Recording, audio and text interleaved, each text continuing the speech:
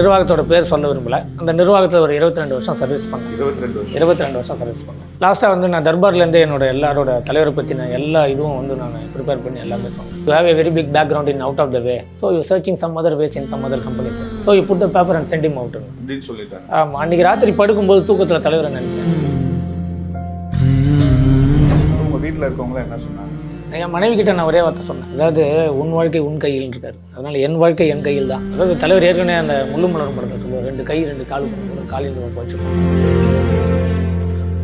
Past ஒரு 5 years bag கூட நீங்கள் பார்த்துருப்பீங்க. அவரை பற்றி ஊடகங்கள்லையும் செய்திகள்லையும் அவர் அரசியலுக்கு வரேன்னு சொன்ன உடனே நிறைய பேர் தரந்தாழ்ந்த விமர்சனம் நிறைய பண்ணாங்க. தரந்தாழ்ந்த விமர்சனங்களுக்கே தரமான விமர்சனம் கொடுத்த ஒரே ஆள் இந்தியாவில் வேறு யாரும் கிடையாது, தலைவர் மட்டும்தான்.